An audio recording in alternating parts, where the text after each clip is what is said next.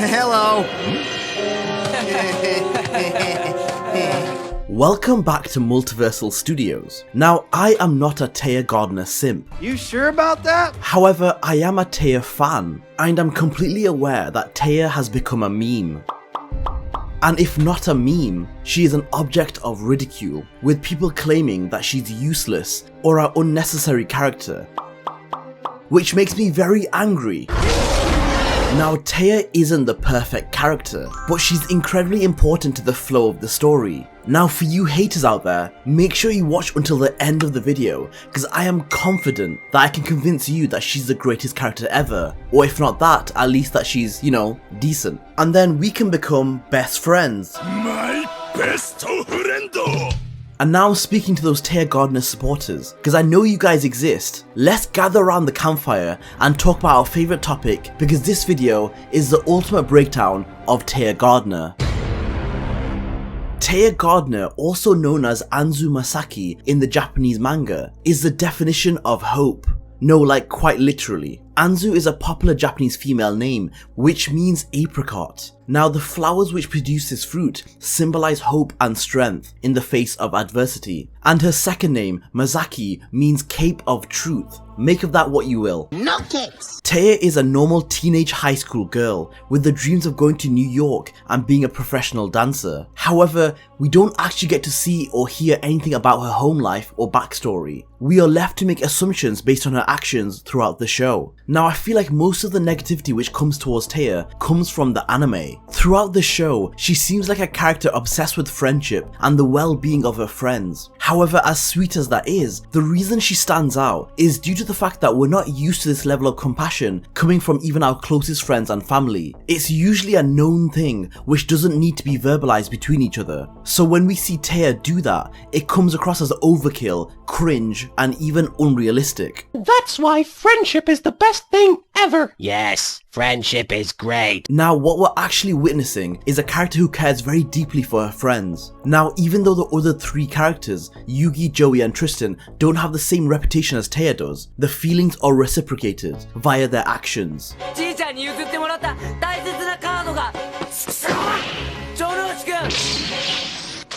I feel like the adaptation of Tea in the Toei version of the anime was the strongest version of the character. This was due to how the Toei version of the anime was structured, with lots of standalone episodes without a central storyline. This helped give side characters their share of the limelight, as they usually had their own standalone episodes dedicated to them. Very early on in the show, we see Tea defend Yugi against Joey, as Joey teases Yugi by stealing the Millennium Box, containing the pieces of the Millennium Puzzle. Tea proceeds to snatch the box from Joey and returns it to Yugi and scolds Joey in the process. This to me shows that from the very start, they tried to portray Tea as a strong character who can defend herself and use her confidence to look out for those who are weaker than her. And most importantly, she doesn't like bullies. There are several examples of this happening. One that really stood out to me was at her workplace, which was a local burger joint. Now, just to give you a bit of backstory, there was an escaped convict who was hiding out at the burger place that Tea worked in. Now, when things escalated, as they usually do, Tea was taken hostage and blindfolded as a way to keep her scared and less likely to revolt. Now, this convict had a gun. However, when Tea heard that Yugi had been ordered to serve the convict a drink and a cigarette, in her scared, blindfolded state, she yelled out to Yugi to not come closer. Yugi? Yugi? Yugi でしょ? 来ちゃダメ! ぜ黙ってろ! Even when her life was threatened by a gun, she risked her own life to ensure Yugi was safe, even though she was the one in the most danger and probably the most frightened. Tea is not a useless female character that anime stereotypically put in order to act as a classic damsel in distress. Tea is a rebel and isn't scared to go against the norm and fight for what she believes in. For example, getting a part-time job whilst being a student is against school rules. However, she gets a job anyway, as she realizes that she needed money in order to save for her dream of being a professional dancer. She then single-handedly takes on the entire school in order to change the school rules, trying her best to allow people to go to school and still be able to get a part-time job. However, this leads to the school teachers turning against her, as a certain school teacher, named Mrs. Chono, took a disliking to Taya. She was then a target of harassment. She was targeted by all the teachers in class. どうした？まだできないのか？でも先生、これまだ習ってません。予習してればわかるはずだ。つまらんことに時間を割いてる場合じゃないぞ。どういうことですか？ She even hired students to harass Taya while she was attempting to collect signatures for her petition to change the school rules, having her petition ripped in front of her face. こんなもの。They even spread rumors about Taya. However, day by day, Taya kept a positive mindset. 署名が集まったら先生たちだって考えてくれるわ。Rain or shine, she stood outside her school, waiting for students to pass her so she could collect signatures, being ignored and made fun of by her classmates, being a target for the school teachers. Taya's whole world was falling apart around her. どうしてこんなことになっちゃうの？私はただ校則を少し緩めてほしかっただけなのに。However, nothing stopped her fighting for what she believed in, and that's something you have to respect. And the moment I realized this was the moment I realized that Tea Gardner was worthy of admiration. A common complaint I hear regarding Taya in the Toei version of the anime is when Taya and Yugi go to the theme park together in episode 14. Taya, whilst there, realizes that a Tem usually comes out when people are in danger, so she pretends to drown in a swimming pool. But at the end of the day, it was just harmless attempts. She was never in any danger, and it wasn't causing any issues for Yugi or the Pharaoh. I mean, look at Lois Lane, who was the love interest for Superman. In the old Superman movies, she literally jumped out of a window in order to confirm Superman's identity. Now, that's going too far. Now, also in this episode, Taya gets on a Ferris wheel, which also has bombs in it, as there was a local maniac trying to cause chaos. Now, a lot of people blamed Taya for getting on the Ferris wheel and actively putting her life in danger. But Taya had no idea there was going to be a bomber on the Ferris wheel with her. This was a complete coincidence that Taya had no control over. In episode 17, we finally get a glimpse of who Taya aspires to be like, and it's due to this character called Aileen Rowe. Aileen is an ex-dancer who retired and became a model. She is classed as an A-list celebrity who Taya really looks up to. This, I believe, sets up a clear career pathway for Taya, showing us her future potentially. Now, what I really love about this is, it establishes Taya's goals and dreams. Occasionally, when it comes to side characters, their storylines and goals are put on the bench in the favour of the protagonist. However, this isn't the case for Taya. It's made clear to us right from the very start that she aspires to be a professional dancer, and the payoff at the end of the Dark Side of Dimensions movie, where she is on a plane to New York, is just a full circle moment for her story arc. Now, the last thing I have to say on this topic is actually from the manga. In the manga, at the start of Death Tea, which is a dangerous game which Kaiba puts Yugi and his friends through, Taya is actually the reason they survived the first round. You see, in T1, the game was laser tag, where Yugi and his friends participated against mercenaries who had real laser weapons, whereas Yugi and his friends only had toy guns. However, Taya, unknown to Seto Kaiba at the time, had actually gotten a job at Kaibaland, so she was given a real laser gun. So they used Taya's laser gun in order to defeat the mercenaries. Otherwise, they probably would have died in round 1. So I'm counting that as a massive W for Taya. Now, Taya in the anime, for many people, is just a cheerleader who preaches people about friendship. However, she is a lot more. Let's look at the events of the anime and really dive into her character strength and flaws. One of the most impactful scenes with Taya is at the beginning of the anime, where she draws a friendship circle binding Yugi, Taya, Joey and Tristan together. Now firstly, where did she get the marker pen from? Because I'm pretty sure she wasn't carrying it previously to the scene. But admittedly, this scene is a little cringe. Drawing a physical smiley face on everyone's hands is just a little over the top. Everyone, put your hands together, and I'll mark us with a special sign.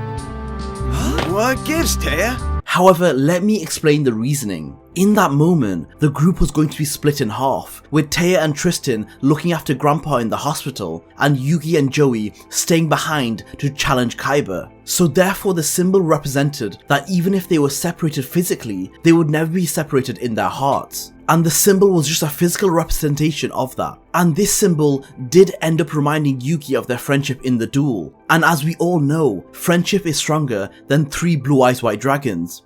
But it does contain the unstoppable Exodia. Impossible! Now later on, Taya sneaks onto the boat with Tristan, which takes the Duelist Kingdom contestants to Pegasus's island. Now this isn't something to be glossed over. She isn't a duelist, she isn't allowed to be there, she is purely going to support Yugi. Now this goes back to the earlier point I made about Taya being a rebel. If she's caught, she knows the consequences, however she does it anyway. And Taya and Tristan hide on the deck of the ship, whilst the rest of the duelists are able to go indoors or have private rooms.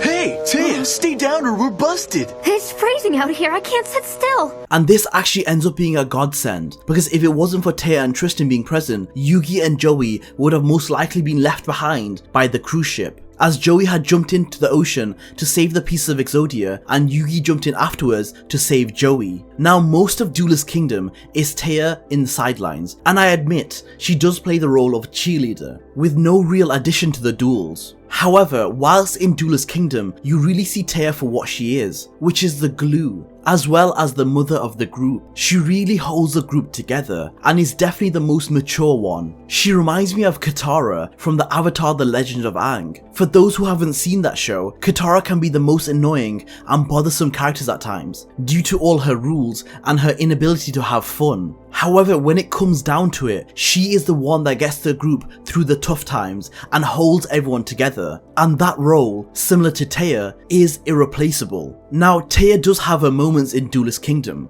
which can be argued as very critical to the show. Let me explain. When Atem was dueling Seto Kaiba, Atem was willing to go all the way and knock Seto Kaiba off the castle in order to get his win. Now this may be just speculation, however I personally believe that Yugi had lost control and Atem had taken over. However, due to Taya screaming at Yugi, it gave Yugi the willpower to overthrow Atem's control and do the right thing. I'll let you guys decide for yourself. This isn't like you! You've gotta stop! Yugi! She's right! We can't do this! Stop! So what do you guys think? I personally think Taya played a strong part in Yugi having the courage to stop the attack and go against Atem. Now if you look at the consequences of that attack going through, Kaiba would have fell to his death. Now this isn't the only moment Taya plays a crucial part in the story. When Yugi loses to Seto Kaiba, he loses the will to duel and he loses all his star chips. However, Mai, who owed Yugi a favour, offers an extra 10 star chips to Yugi. Now Yugi is still too traumatized to take the offer, so Taya steps in. I'll duel you! That's right, I'll duel you right here, right now for Yugi. Now this to me is such a wholesome moment. Taya is a rookie duelist and she barely knows the basics of the game. She challenges a professional duelist who is Mai Valentine. This must have taken so much courage, not only because it's Yugi's star chips that were on the line, but imagine how nerve-wracking it must have been for her. She probably knew in the back of her mind that she had no chance at beating Mai. However, she was prepared to face the fear and humiliation of losing to Mai in order for a chance at winning Yugi's star chips back. I may be scared, but that fear won't keep me from dueling, or from helping Yugi, or from winning this duel! And I know Mai ended up letting her win, however that's besides the point. She won the duel and got the star chips. And most importantly, she helped Yugi take the first steps in recovering from the trauma. Thank you so much. Sure thing. I'll never forget what you did for me, Taya. You overcame your fears for me.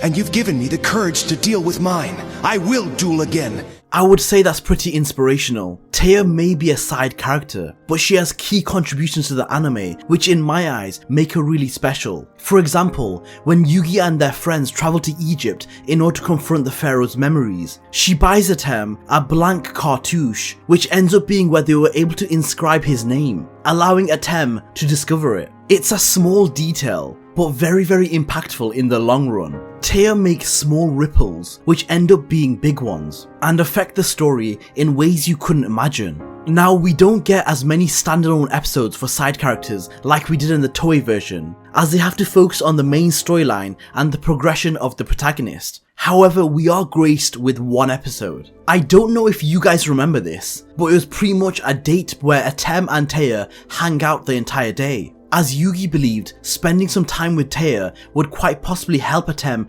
reclaim some of his memories. Now, I really enjoyed this episode, just because it was so nice to see Atem being normal for a change. However, it also really helped with Taya's character development, as for the first time ever, we get to see Taya dance. She's obviously very gifted, as she beats Johnny's steps quite easily, even when he attempts to cheat. I think this is a very important detail to add in the story, as we get to see the progression of Joey in his dreams of being a professional duelist, but we never see any kind of progression from Taya towards her goal of being a professional dancer. So I think this scene really highlights her determination on never giving up on her dream, as she probably still practices and works really hard off screen. I think if we're talking about Taya's progression throughout the series, we can't forget to mention her duel versus Crump in the virtual world arc. Now you have to understand, when Noah kidnapped Yugi and his friends, he separated them, leaving Taya to fend for herself. Therefore, she had to duel one of the big five, all alone, unlike Tristan, Serenity and Duke, who were all paired together. Taya had to choose her own deck on the spot. Now, unless we've missed any off-screen duels, which I doubt, her last proper duel was against My Valentine in Duelist Kingdom, meaning she had little to no practice. Now, I can't give Taya all the credit. In that duel, she did have a deck master, which almost acted like a guide for her in that duel, which was the Dark Magician Girl. Now, if it wasn't for the Dark Magician Girl, I don't think Taya would have won that duel, if I'm being totally honest. However, in credit to Taya, she was in the freezing cold, and her body was turned to ice the more she lost life points. She was also dueling Crump, who was very familiar with Duel Monsters at the time. So considering the circumstances, and if you compare her last duel against Mai, I think she did incredibly well. Now, I haven't gone into the events of Battle City in very much detail, especially when it comes to Taya, because I don't believe she does anything that will blow your socks off. She is there as a support character. However, even on the sidelines, she went through it. She was kidnapped by Marek's goons, and was tied to a chair